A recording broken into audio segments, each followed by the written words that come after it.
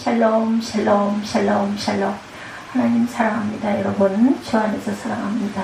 우리가 보니까 24년도에도 예레미야 부분을 이렇게 정리해 놓은 것들이 있더라고요. 보니까 제가 24년도에 예레미야를 한 것 같지는 않은데 모르죠. 그죠? 작년도 부분이 모를 리는 없는데 어쨌든 정리를 해놨어요. 보니까 2016년도 18년도 굉장히 많습니다. 그래서 그 중에서 마음에 감동의 부분으로 다시 한번 조금 더 깊은 은혜가 있을까 싶어서 다시 반복해 봅니다. 자, 제1장 예레미야 1장에서 힐기야의 아들은 예레미야를 하나님께서 유다의 선지자로 택하셨어요. 힐기야의 아들. 그래서 앞으로 유다에 닥칠 무서운 환난을 두 가지 이상을 통하여 보여주십니다. 그리고 예레미야 선지자로 하여금 유다에 닥칠 환난을 백성들에게 고하라는 내용의 지시가 기록되어 있는 예레미야 1장입니다. 하나님께서는 당신의 사역자인 예레미야에게 담대히 사역을 감당하라고 격려와 약속을 함께 주시죠. 베냐민 땅 아나돗의 제사장 둘 중 힐기야의 아들 예레미야의 말이라 아몬의 아들 유다왕 요시아가 다스린 지 13년에 야훼 말씀이 예레미야에게 임하였고 13년에 요시아의 아들 유다의 왕 야훼김 시대부터 요시아의 아들 유다의 왕 시드기야 11년 말까지 곧 5월에 예루살렘이 사로잡혀 가기까지 임했다. 예루살렘이 사로잡혀 갈 때까지 임한 야훼의 말씀이다. 예레미야가 소명을 받아요. 그래서 오늘 제목이 소명을 받다 이런 제목으로 함께 나누고 10절에 너를 뽑고 파괴하며 파멸하며 넘어뜨리며 건설하며 심게 하였느니라 이렇게 말씀을 해요. 소명을 받은 사람.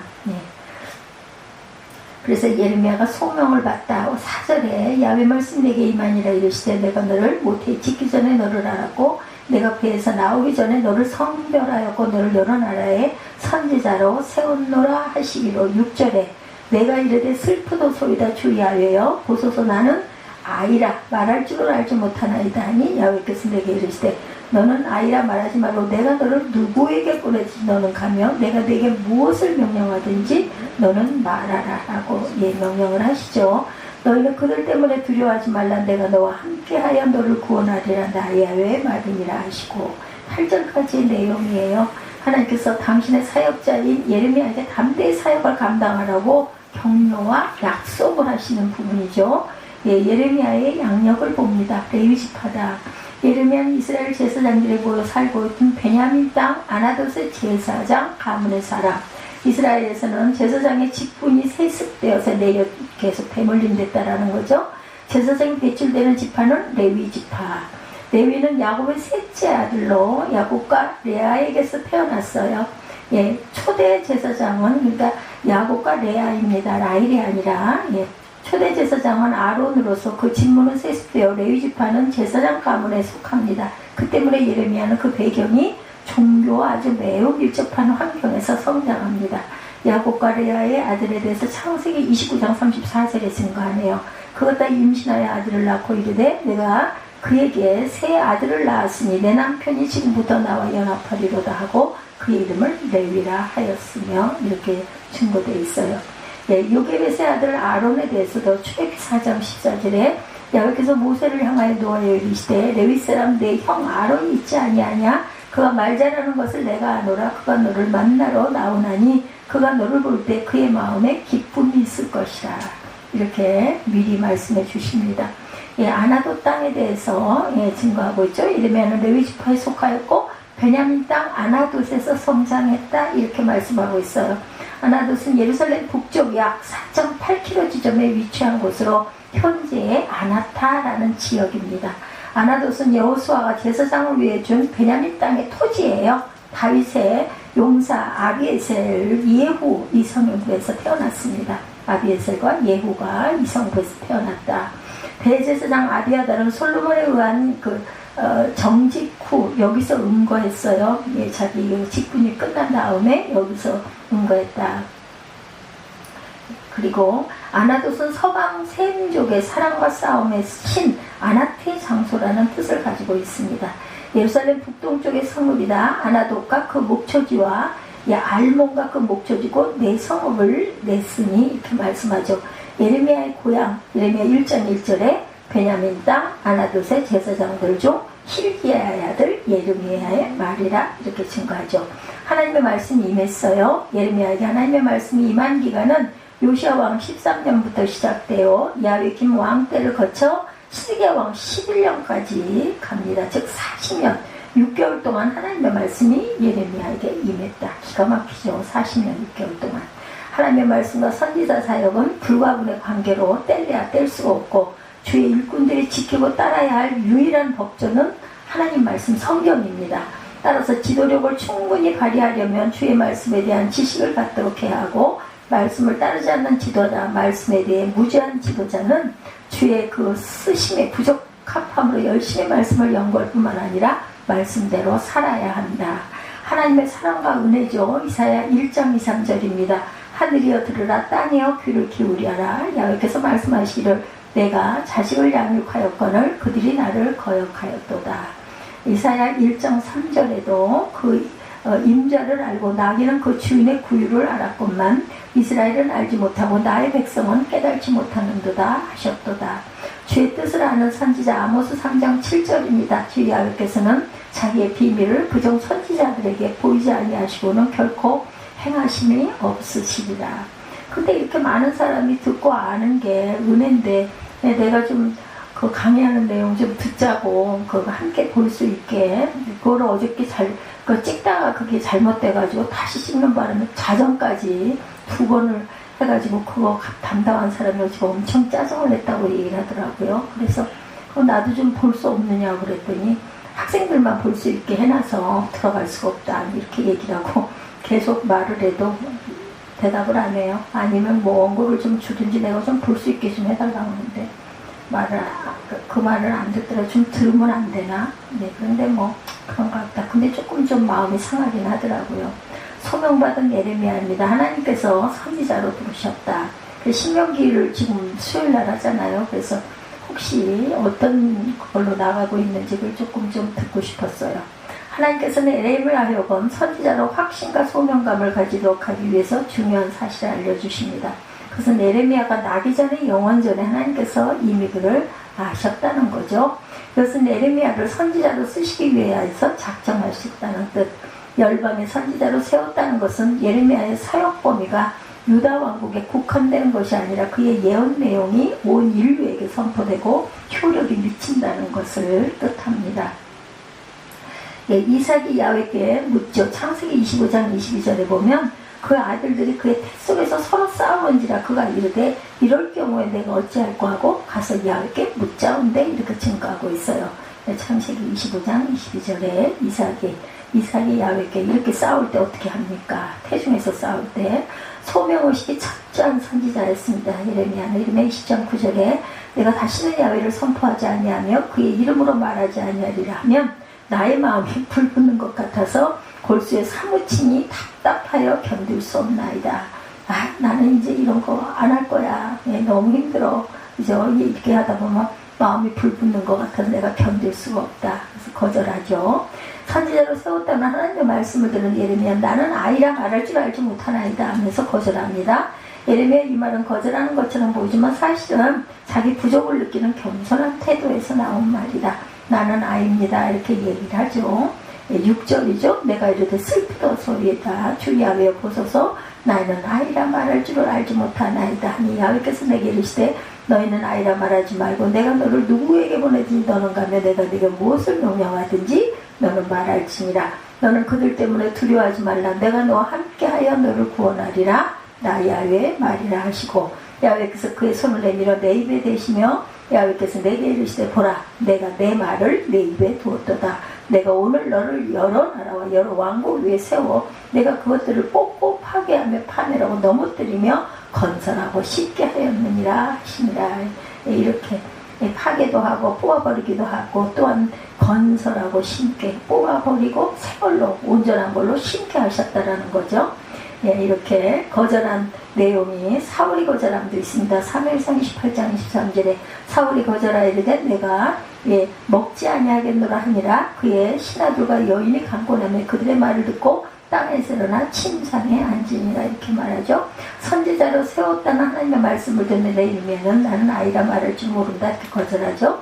예레미야 이 말은 거절하는 것처럼 보이지만 자기 부족을 느끼는 겸손한 말이다. 모세도 선지자로 부름받았을 때 사용하죠. 그러나 하나님은 이렇게 겸손한 자를 더욱 쓰시기 원한다.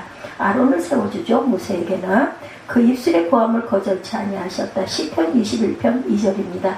그의 마음의 소원을 들어주셨으며 그의 입술의 요구를 거절하지 아니하셨나이다. 하나님의 격려가 있습니다. 자신의 연약함을 내세운 예레미야에게 하나님은 사명 이행에 필요한 안전보장과 확신을 심어주세요.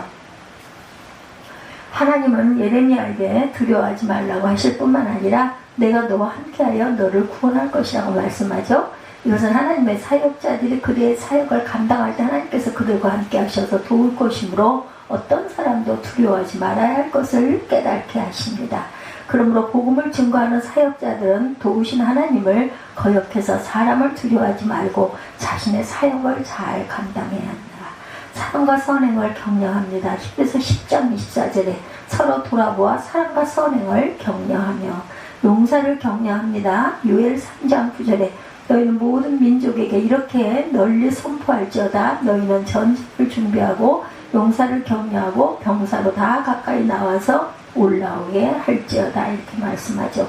환상을 전하라고 하죠. 첫 번째 환상, 하나님께서는 첫 번째 환상을 통해 예레미야에게 살구나무를 보여주시고 말씀으로만 설명하시는 것보다 환상을 보여주심으로 사람으로 하여금 더욱 인상을 깊이 그 뜻을 깨닫게 하시죠. 여기서 이스라엘의 살구나무는 겨울에도 성장해서 꽃을 피우고 열매를 내기 때문에 쉬지 않고 성장하는 것을 상징한다고 그래요. 그러므로 살구나무가 깨어있음을 성장하는 것처럼 하나님의 말씀 또한 깨어있어서 때가 되면 실현되고야 만다. 밤에 보이던 환상, 욥기 장 8절에도 그는 꿈같이 지나가니 다시 찾을 수 없을 것이요 밤에 보이는 환상처럼 사라지리 이렇게 말씀하고 있죠.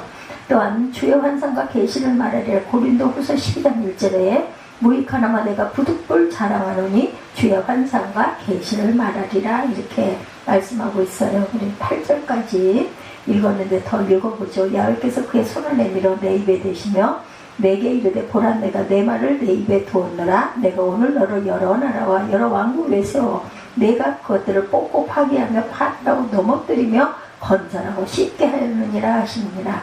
야훼 말씀이 또 내게 임하니라 이르시되 예레미야에 내가 무엇을 보느냐 하시며 내가 대답하되 내가 살구나무 가지를 보나이다. 야훼께서 내게 이르시되 내가 잘 보았도다. 이는 내가 내 말을 지켜 그대로 이루려 함이라 하시니라.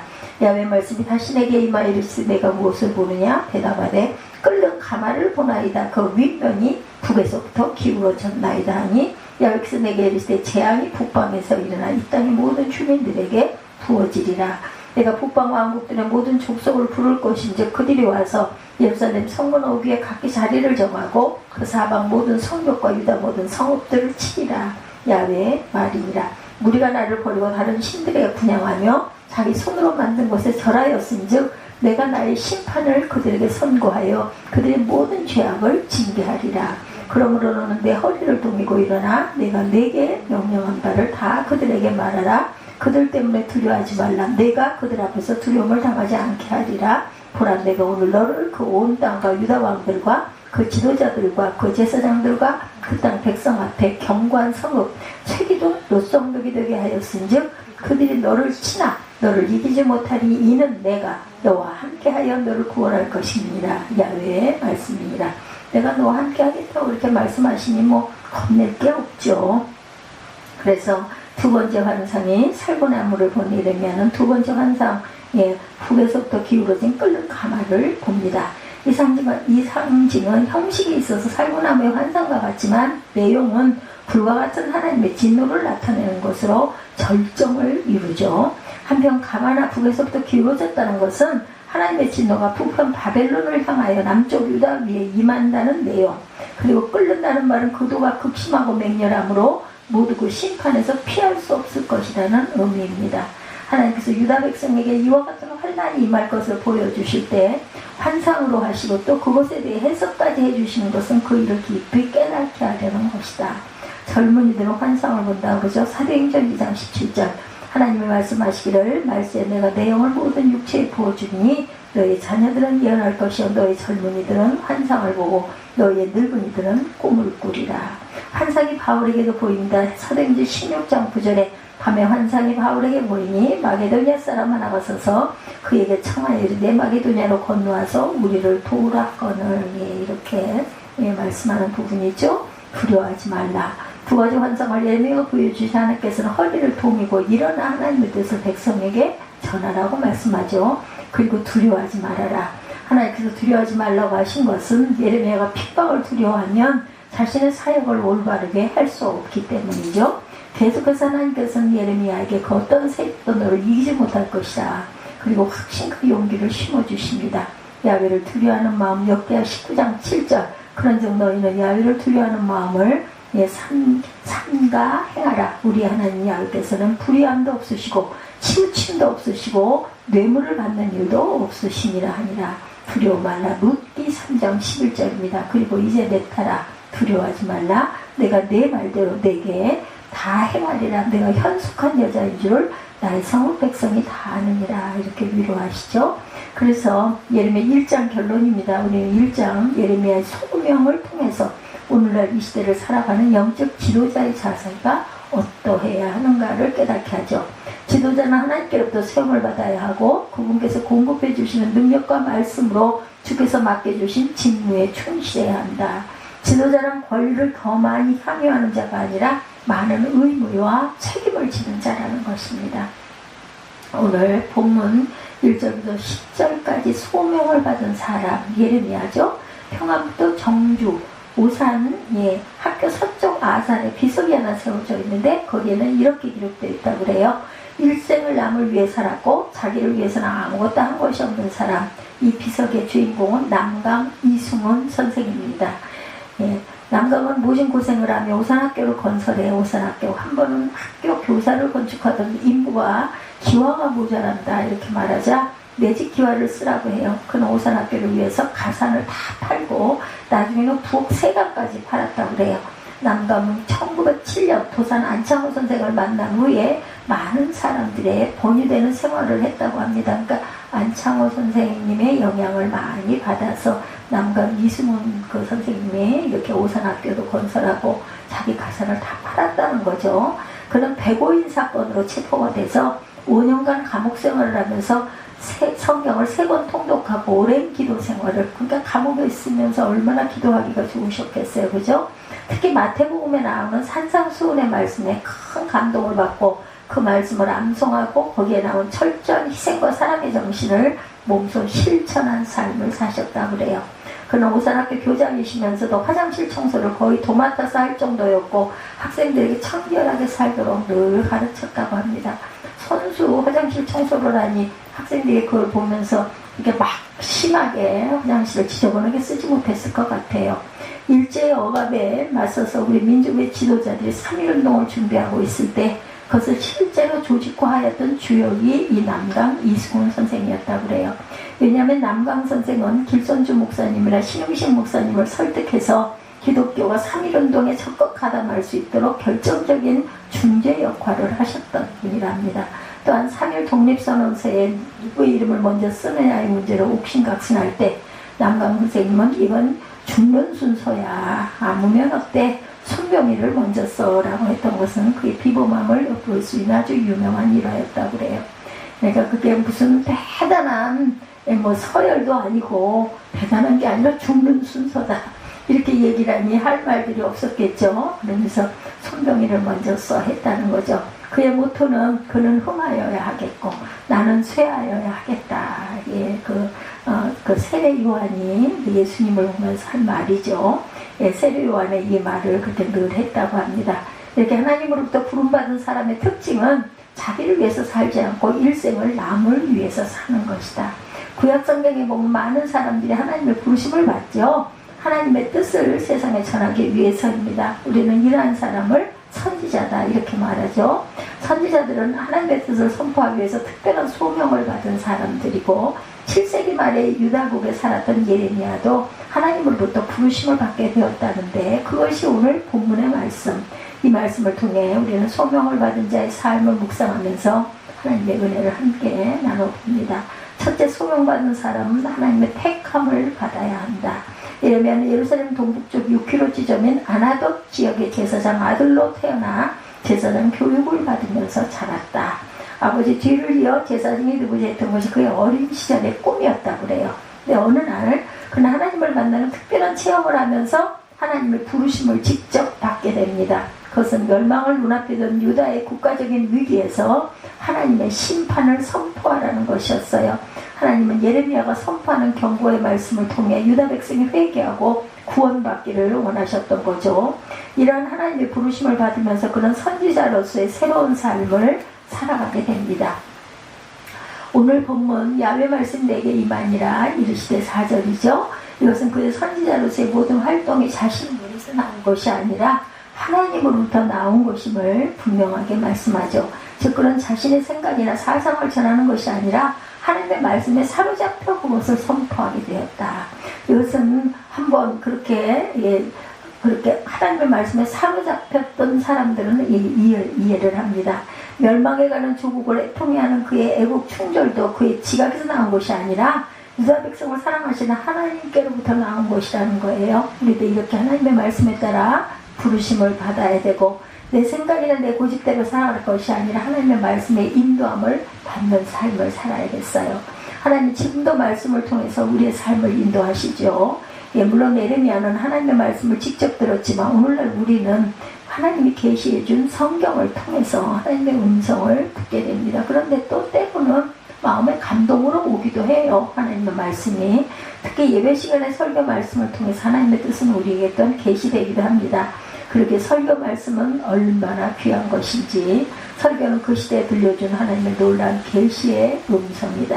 예레미야에게 나타나신 하나님은 먼저 그에게 놀라운 사실을 알려주세요.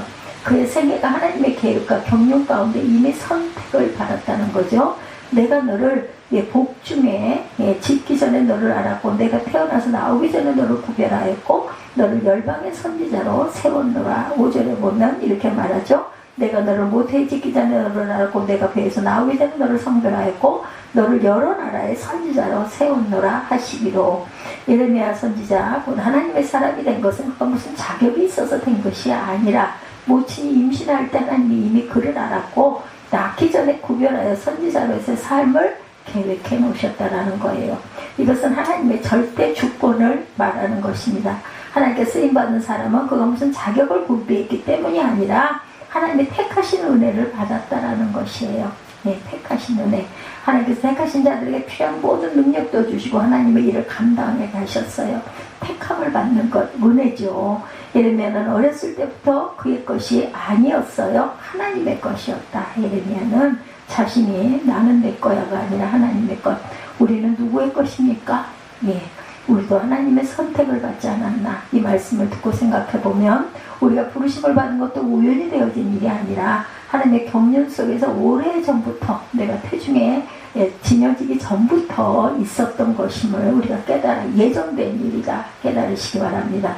하나님이 우리를 이미 아셨고 구별하셨고 하나님의 자녀로 삼아주셨다. 우리가 무슨 자격이 있고 똑똑하고 잘나서가 아니라 하나님이 그냥 선택했어요. 나는 너를 선택했노라. 어느 노래 가사처럼 내 인생은 나의 것인 줄 알았는데 알고 보니 내 것이 아니에요. 하나님의 것이었다. 우리 인생은 우리의 것이 아니고 하나님의 소유이시다. 하나님의 것입니다. 하나님의 사람으로 쓰시기 위해서 우리를 또한 여기까지 인도해 주셨다. 예레미야에게 나타나신 하나님은 그에게 사명을 주시기 전에 제일 먼저 바로 이러한 사실을 깨닫게 하십니다. 하나님의 택함을 받은 우리 또한 하나님의 소유된 백성인 줄 알고 부르심을 따라 사는 삶을 살아가셔야 할 것입니다. 두 번째, 소명받은 사람은 세상적인 고난이 따른다는 것 또한 우리가 각오하고 가야 된다. 하나님의 부르심을 받은 예레미야는 그러나 뜻밖에도 슬프도소이다. 주 야훼여 보소서 나는 아이라 말할 줄 알지 못하이다. 6절이죠. 비통해하면서 실망스럽게 말합니다. 천지 만물의 주저이신 하나님의 쓰임을 받는 것이 큰 영광일진데 예레미야는 어찌하여 그렇게 슬퍼하며 탄식했을까? 그것은 예레미야 당시 하나님의 말씀을 전하는 것이 정말로 생명을 바치는 어려운 일이었기 때문일 것입니다. 사람이 좋은 일이나 기쁜 소식은 전하기가 쉬워요, 그죠? 그러나 좋지 않은 소식을 가지고 그것을 전하게 될 때는 대단한 용기를 각오하지 않으면 안 된다. 더구나 예레미야는 왕과 방백들과 백성들에게 회개를 촉구하면서 그렇지 않으면 망하게 될 것을 외쳐야 했기 때문에 죽음을 각오하지 않고서는 선뜻 나설 수가 없는 그러한 시대에 살았습니다. 오늘날 우리 목회하시는 분들에게도 동일한 어려움이 많아요, 그죠? 그래서 성도들을 상담하거나 신방했을 때 책망의 말씀을 전하기가 점점 힘들어진다라고 합니다. 이것은 목사와 성도의 쌍방 간의 문제라고 할 수 있겠지만 성도들은 갈수록 목사의 훈계나 책망받기를 싫어한다는 거죠. 그저 축복기도 해주고 칭찬하는 얘기를 해주는 걸 기대합니다. 어쩌다가 사랑하는 마음을 가지고 잘못을 지적하면 마음이 토라져서 큰 시험에 드는 경우도 많다고 그래요. 이러한 교인들의 성향에 발맞춰서 목사님들이 목회를 하다 보니 교회에서 하나님의 말씀을 권위가 실종되고 인간적인 생각이나 말들이 발을 치게 되고 기복신앙의 뿌리가 바로 자꾸 자라가게 된다. 나 교회에서는 하나님 말씀만이 오고 가야 합니다. 목사도 하나님의 말씀을 가감없이 전하고 성도들 또한 그 말씀을 겸손하게 하나님의 말씀으로 받을 줄 알아야 되겠다. 그래야 거기서부터 참다운 목양의 관계가 형성될 수 있다. 듣기 좋은 소리만 들으려면 차라리 무당에게로 가는 게 낫겠죠. 무당은 진리가 무엇이든 간에 듣기 좋은 소리만 늘어놓죠. 목사님을 무당으로 절대로 만들지 말자. 그렇게 하지 않기 위해서는 귀에 좋은 소리뿐 아니라 가슴 아픈 채찍의 말씀도 달게 받고 겸허함이 있어야 한다. 이러면 당시나 지금이나 하나님으로부터 부름을 받는다는 것 무척이나 부담스럽고 어려운 일이에요. 그것이 사실은 큰 아름다운 영광스러운 그런 사건인데도 불구하고 아주 정말 그 길을 간다는 게 쉽지가 않죠. 그것이 세상적으로도 출세하는 길이었다고 한다면 그 누가 사용하고 거절했겠나. 춤을 추며 기뻐했을 것이나 하나님의 말씀을 여과 없이 선포하는 선지자로서의 길은 너무나 힘든 길이었기 때문에 예레미야는 나는 아이라 말할 줄도 모릅니다. 이렇게 고백을 하게 됩니다. 아이란 표현은 나이가 어려서라기보다는 선지자의 사명을 감당할 정도의 성숙한 사람이 저는 아닙니다. 이런 사양하는 뜻이죠. 그냥 제사장이 되어 안정된 종교 지도자의 지위를 누리며 평탄한 삶을 살고 싶었을 거예요. 제사장의 지위는 사람들로부터 사랑과 존경을 받는 자리일 텐데 그걸 버리고 선지자의 길을 가는 것은 결코 원치 않는 일이었다. 하나님께서 모세를 부르실 때도 모세는 사양하죠. 그 또한 하나님께 자기는 부적절한 사람이라고 나는 오늘에서 말을 할 줄 모른다 그때도 얘기합니다. 언뜻 보면 아주 겸손해 보이는 표현이지만 사실은 선지자의 길에는 엄청난 고난이 따라오기 때문에 인간적인 마음에서 그 길을 사양하고 싶었던 것일 거다. 과연 80 노구의 부르심을 받은 모세는 그 후 40년 동안을 이스라엘 백성들과 함께 광야 사막을 유리하면서 큰 고생을 다하죠. 오늘 우리 시대에 하나님의 부르심을 받은 이들에게는 이렇게 큰 고난이 닥쳐오는 것은 아니나 하나님의 일을 하는 사람들에게는 아직도 이런저런 어려움이 많다는 것. 특히 우리가 불신자들에게 복음을 전할 때는 별스러운 무시와 냉대를 받게 된다. 이러한 고난은 우리가 장차 다가올 영광스러운 하나님의 나라의 상급을 받기 위해서 치러야 할 작은 대가다. 하나님의 소명을 받은 사람은 세상적인 고난을 피할 수 없기 때문이죠. 하나님은 예레미야에게 두려워 말하라. 8절이죠. 내가 너와 함께하여 너를 구원하리라. 이 말씀은 만유의 주인이신 하나님께서 하신 거예요. 하나님께서 우리의 안전을 보장해 주겠다. 저는 이 말씀을 증거할 때마다 안전보장 이상의 생각이 자꾸 나요. 어린 날 받은 게 아주 딱 박힌 것 같아. 학교에서 교육받은 게. 안전을 보장하는 이사회 딱 들어오잖아요. 바로 하나님께서 안전보장 이사회 그 말씀의 아주 핵심인 줄로 압니다. 하나님께서 함께 하시겠다는 것 이상으로 우리에게 든든한 약속은 없어요. 하나님은 전지전능하신 분이고 예레미야는 이 말씀을 들을 때 새 힘을 얻게 되었어요. 우리도 하나님의 사람에게 주시는 이 하나님의 약속의 말씀을 들을 수 있어야 합니다. 그리고 하나님의 능력으로 충만해지시기 바랍니다. 이 약속의 음성은 어떤 고난일지라도 하나님의 뜻이라면 헤쳐나갈 결단이 서 있는 사람들에게만 들려오죠. 하나님의 사람으로서 어떠한 고난과 시련이 올지라도 복음을 위해서, 교회를 위해서, 이웃을 위해서 헌신하겠다는 소명을 가진 자들에게 하나님은 늘 함께 하실 것을 약속하세요. 그러므로 소명받은 사람은 두려울 것이 없다. 어떤 것도 염려할 것이 없습니다. 염려할 필요가 없어요. 우리는 승리가 보장되어 있는 싸움을 전개해 나갈 뿐이다. 싸움은 하나님께서 하시죠. 세 번째, 소명받은 사람은 세상을 변화시키는 일을 해야 한다. 하나님께서 예레미야에게 말씀하시기를 보라 내가 내 말을 네 입에 두었노라 9절에 말씀하죠. 이사야 선지자도 소명을 받을 때 제단에 숲을 놓고 입술을 지지죠. 그래서 그의 부정한 입술이 변화되어 하나님의 거룩한 말씀을 대언할 수 있는 입이 됩니다. 여기서 하나님께서는 손을 예레미야 입에 대시며 말씀하세요. 하나님의 손이 닿았다는 것은 하나님께서 쓰시겠다는 징표입니다. 교회 예식이나 장로나 목사가 임직할 때 손을 머리에 얹고 안수하는 것도 바로 이러한 징표를 상징적으로 나타나기 위한 의식입니다. 하나님 예레미야를 안수하신 다음에 보라 내가 오늘날 너를 열방 만국 위에 세우고 10절에 이렇게 말씀하죠. 예레미야를 세계 위에 세우시겠다는 뜻입니다. 실장 하나님의 사람들은 이 세상에서 금고 알아주지 않는다 할지라도 세계 모든 나라들 위에 세움받은 사람들이다. 그들에게는 세상 전체를 살기도 하고 죽이기도 하는 권세를 가졌어요. 하나님의 사람들이 이 세상에서 하나님이 주시는 말씀을 전하지 않으면 세상은 멸망의 길로 치닫게 됩니다. 그러나 말씀을 잘 전하면 세상은 왕성하게 확장이 되죠. 발전합니다. 번성합니다. 그러므로 시대마다 하나님의 사람들이 얼마나 중요한지 우리가 알 수 없을 정도로 대단한 힘입니다. 하나님의 소명을 받은 사람이란 꼭 목회자들만 의미하는 거 아니에요. 복음을 증거하는 사명받은 성도들, 평신도가 대단한 역할들을 많이 하죠. 목회자든 평신도든 우리는 모두가 이 땅에 세움받은 사람임을 우리가 자각을 하고 가야 한다. 열방 만국 위에 세움받은 사람들, 우리로 인하여 이 시대가 살 수도 있고 죽을 수도 있다. 우리가 먼저 정신을 차려야 되고 복음을 전하며 이 땅에 하나님의 백성들로 가득 차게 해야 할 사명을 받은 저와 여러분입니다. 예레미야를 만국에 세우시겠다고 약속하신 하나님께서 너로 뽑으며 파괴하며 파멸하며 넘어뜨리며 건설하며 심게 하였느니라. 마지막 10절이죠. 예레미야의 사명을 구체적으로 나타내 보이십니다. 이 말씀 속에 우리는 두 가지 형태의 사명을 발견해요. 하나는 뽑고 파괴하고 파멸하고 넘어뜨리는 부정적인 역할. 그렇지만 예레미야의 사명은 여기에 그치지 않죠. 궁극적으로 건설하며 심게되는 긍정적이고 창조적인 사명을 부여받습니다. 이것이 하나님께서 하시는 역사다. 예레미야가 뽑고 파괴하고 파멸시키고 넘어뜨리려 할 것은 백성들의 우상을 섬기기 위해서 세운 산당과 권력력, 이방 나라를 의지하는 불신앙 등이었어요. 이런 것들은 오늘날에도 여전히 횡행합니다. 곧 우리의 마음의 우상이 되어버린 물질주의, 이기주의, 자기중심주의, 과학 절대주의의 우상을 부수어 버려야 한다. 그래야 살 수 있다. 이런 것들을 버리지 않는 한 우리 민족은 다시 일어설 수가 없다. 하나님께서 예레미야를 부르신 것은 결국은 새로운 하나님의 나라를 건설하고 심게 하기 위해서다.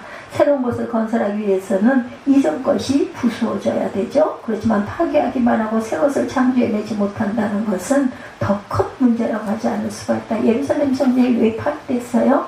예수 그리스도가 오시기 때문에, 예수 그리스도가 성전이기 때문에 예루살렘 성전은 파괴가 된 것입니다. 하나님의 사람은 파괴할 것을 파괴했으면 새롭게 건설하죠. 즉 구체적인 청사진과 대안을 제시할 수 있어야 한다는 거. 비판만 하고 세우는 곳이 없으면 안 돼요. 뽑고 파괴하고 파멸하고 넘어뜨렸으면 건설하고 세워야 한다. 아름다운 사회, 정의로운 사회를 만들어 가야 할 것입니다. 이런 사람이 바로 하나님의 사람이에요. 하나님의 소명받은 사람은 세상을 아름답게 하는 사람이어야 하고, 우리는 하나님의 선택하신 축복받은 저와 여러분들이고, 선택받은 것이 세상적으로는 다소한 고난을 의미할지 모를지라도 우리는 그것을 감사함으로 하나님과 교회와 이웃과 세상을 위해 일어서야 합니다. 하나님의 모든 감당할 능력을 주셨습니다. 할 수 있고, 또한 물질 또한 하나님께서 심으시면 뽑자가 없죠. 그래서 우리가 땅에서 매면 어려운 일이 있을수록 내가 어려워서 죽겠는데 내가 뭘 그런 걸 할 수가 있어가 아니라 우선 심으면 하늘에서도 우리에게 부어주신다는 것을 잊지 않는 저와 여러분들, 새로운 가정, 새로운 교회, 새로운 사회를 만드는데 부름받은 저와 여러분들, 소명받은 저와 여러분들이라는 것을 잊지 않는 귀한 하나님의 자녀들, 하나님의 선지자들이 되시기를 주님의 이름으로 축복합니다. 오늘 예레미야 1장 1절에서 10절 소명을 받은 사람, 이런 제목으로 함께 은혜를 나눴습니다.